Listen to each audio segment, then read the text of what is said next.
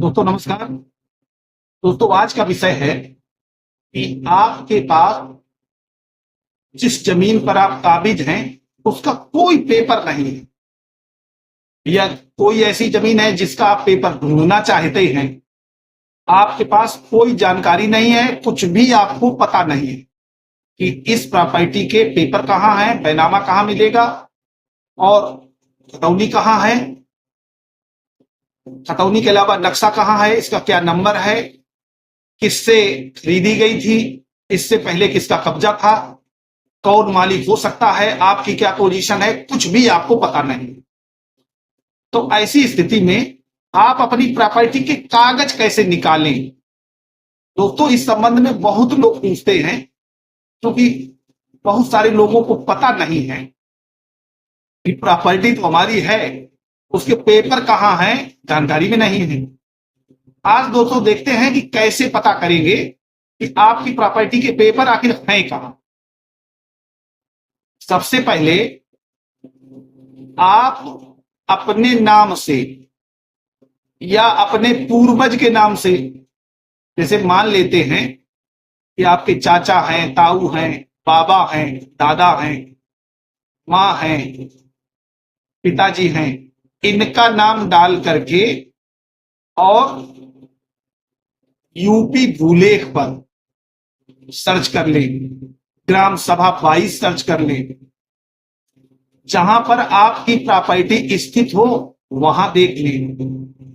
देखने के बाद अगर कहीं कोई नाम पता ट्रेस होता है, पता चलता है कि ये नाम और ये पिता के नाम से वाला नंबर आपके नाम है, या बाबा के नाम है, पिताजी के नाम है, चाचा के नाम है, या किसी बुजुर्ग के नाम है, तो आप उसी कागज को सबसे पहले प्रिंट आउट निकाल लें। माने भूलेख से ढूंढना बहुत आसान है, आप अपने मोबाइल पे ही देख सकते हैं। भूलेख.up.nic.in पर चले जाएं, उस पर, या भूलेख का आप कोई ऐप डाउनलोड कर लें, उस पर देख लें। शुरुआत यहीं से करें। सबसे पहले आप खाता नंबर या काटा नंबर का पता करें। ये उस समय की स्थिति है जब आपकी कोई आराजी भूमि हो, माने खेती की जमीन, और अगर मकान हो तो मकान के कागज देखने के लिए आपको भूलेख पर जाने की जरूरत नहीं है। आप जिस गांव में रहते हैं उसी गांव के आबादी की सिंगल वन खतौनी निकलेगी, भूलेख से ही निकाल लें, और वो खतौनी निकाल करके रख लें। उसमें ये देखें, मैं दोनों का विवरण बताता हूं, वीडियो दोस्तों थोड़ा लंबा हो जाएगा लेकिन आप लोगों का नॉलेज बहुत अच्छा बन जाएगा। आप भूलेख की जो खतौनी निकाली है आबादी की, आबादी माने वो पूरे गांव की, गांव में अगर 200 घर हैं तो 200 घरों की सिंगल एक खतौनी है, उसमें लिखा होगा आबादी, और उस गांव में जितनी मकानों में टोटल एरिया है, जितने भी लोग रह रहे हैं, उसका पूरे का विवरण दिया होगा, माने पूरे का क्षेत्रफल दिया होगा। 30 कुछ हेक्टेयर, 50 हेक्टेयर, 100 हेक्टेयर, 1 हेक्टेयर, जितना जैसा जो गांव है या जो एरिया है। दोस्तों जैसे ही वो आबादी की खतौनी निकल आती है, आप तुरंत चले जाएं, उसका आकार पत्र 41 और 45 ले सकते हैं। माने उस नए नंबर से उसका जब आकार पत्र 41 लिया जाएगा तो उसमें 2 नंबर दिए होते हैं, नया नंबर और पुराना नंबर। माने वर्तमान समय में जिस नंबर पर वो आबादी बसी हुई है उसका पुराना नंबर क्या था चकबंदी के दौरान, और जैसे ही आप आकार पत्र 41 निकलवाएंगे तो उसमें पुराना नंबर आ जाएगा, उस पुराने नंबर से आकार पत्र 45 निकल जाएगा, CH45। उसमें ओल्ड नंबर दिया होगा, चकबंदी के पहले उसका क्या नंबर था, उस नंबर से आपको पता चल जाएगा, और उसमें भी उसका जो हेड होगा, टाइटल होगा उस नंबर का, आबादी होगा, क्योंकि गांव तो चकबंदी के पहले भी था। फिर उससे पहले और आप चले जाएंगे, फिर आप जाएं कहां, record room, revenue record room. Revenue record room जहां पर डिस्ट्रिक्ट मजिस्ट्रेट बैठते हैं, जिला मजिस्ट्रेट बैठते हैं, डीएम जिनको कहते हैं, वहां पर बना होता है प्रत्येक लगभग जिले में, क्योंकि डीएम के ही अंडरटेकिंग होता है। अगर उससे कोई कागज गायब हो जाता है, कोई कागज खो जाता है, तो इसके लिए जिम्मेदार जो है जिलाधिकारी ही हैं। तो आप वहां जाकर के एक 1348 फसली खतौनी है। दोस्तों ये मैं क्यों बताता हूं, बहुत सारे लोग नहीं समझ पा रहे हैं कि 1348 फसली खतौनी ही क्यों बता रहा हूं मैं आपके। चकबंदी जिन गांवों में हो गई है, उन चकबंदी होने के पहले अंग्रेजों ने लगभग पूरे भारतवर्ष में, कहीं कहीं वो ईयर का इश्यू हो सकता है, लेकिन संपूर्ण उत्तर प्रदेश में 1940 से 41 में एक सेटलमेंट किया था। वो सेटलमेंट 1348 फसली है। उसमें उन्होंने खाता बनाए थे, केवट बनाए थे, और उसमें बाकायदे जमींदार का नाम भी है, पट्टीदार का नाम है, और किस मोहाल में वो, किसका मोहाल था उसका भी नाम है, और उसमें वो जमीन किस हेड में थी और उसके पहले उसका क्या नंबर था। माने 1941 में जो बंदोबस्त हुआ है, उससे पूर्व में जो 1904 में बंदोबस्त हुआ था, उसका भी उसमें नंबर पड़ा हुआ है। तो दोस्तों उसको निकलवाएंगे, क्योंकि वहां जहां पर आज आबादी है वहां गांव 1941 के पहले भी था।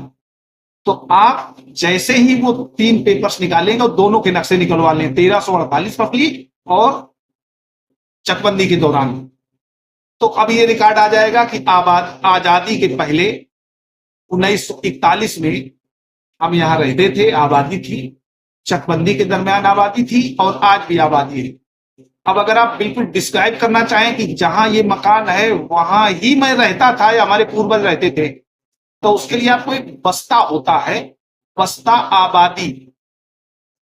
वो 1870 के आसपास अंग्रेजों ने सेटलमेंट किया है, बनाया है, और वो दोस्तों टोटल उर्दू में है, उसमें हिंदी में कोई कागज नहीं मिलेगी।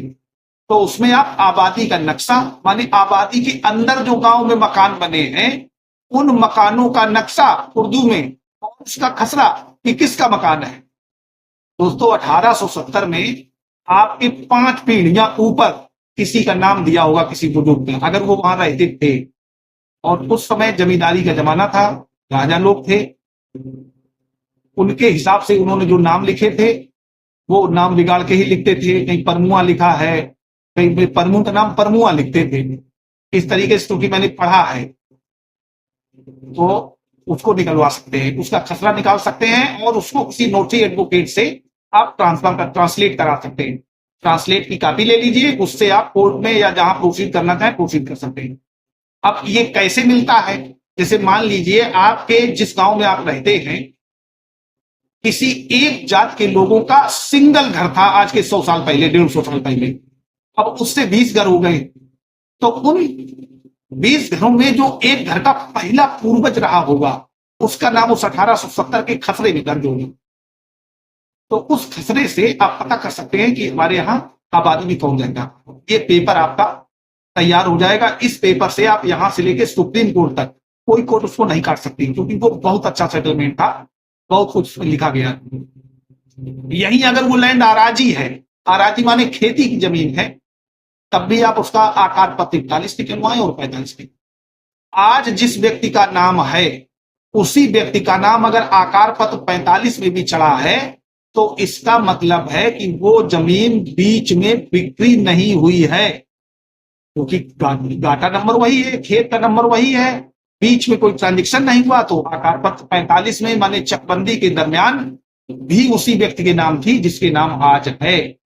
और उससे पहले आप 1348 फसली खतौनी निकलवाते हैं, तब अगर उनके पिता या बाबा के नाम है तब भी कोई ट्रांजेक्शन नहीं हुआ, केवल पाका 11 होता रहा, उनके नाम के बाद उनका नाम आता रहा। अब दोस्तों अगर ऐसी सिचुएशन में कहीं ऐसा हो जाए कि बीच में किसी का नाम डिस्टर्ब हो गया है, तो हर 5 वर्ष में खतौनी बदलती है, हर 5 वर्ष में खतौनी बदलती है। आप उन 5-5 सालों की सारी खतौनी की सर्टिफाइड कॉपी ले लीजिए। जहां भी ट्रांजेक्शन होगा, जहां ऑर्डर चढ़ा होगा, वहां मुकदमे का नंबर होगा, जरिए बैनामा लिखा होगा या जरिए वसीयत लिखा होगा, जरिए दान पत्र लिखा होगा, या उत्तराधिकार में मृत्यु के बाद नाम होगा।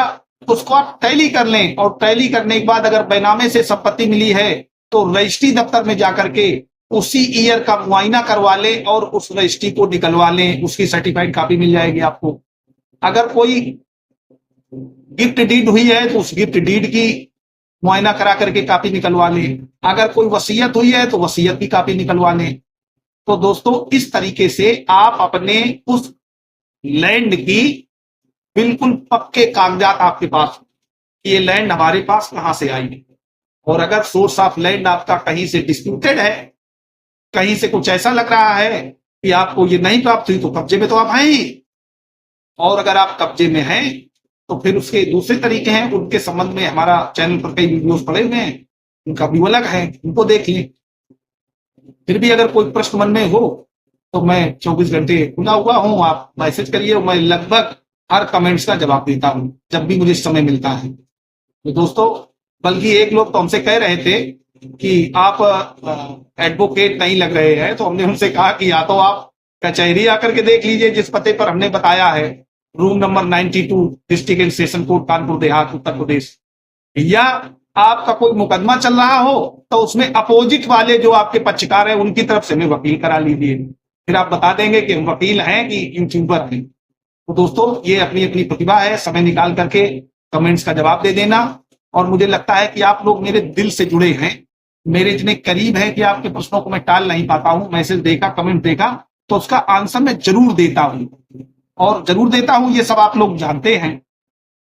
और दोस्तों, मैंने एक और सुविधा दे रखी है कि बड़ा साधारण सा मामला है, अगर आप कॉल मी 4 ऐप पर डाउनलोड करके हमसे बात करना चाहते हैं तो 8 बजे से और रात में 10 बजे तक कभी भी कर सकते हैं। वैसे कोर्ट टाइम को अवॉइड करिए, हमारा कोई जूनियर उठाएगा वहां फोन, क्योंकि 4 जूनियर है बस्ते पर, और बाकी मेरे पास हाथ में है तो मैं उठा करके तुरंत बात करूंगा। 20 रुपए पर मिनट हमने उसका चार्ज रखा हुआ है, आप जब चाहें तो बात कर सकते हैं। You are most welcome. दोस्तों, वीडियो अच्छा लगा हो तो लाइक कर दें, और अगर चैनल पर नए हैं तो हमारे चैनल को सब्सक्राइब कर लें। धन्यवाद।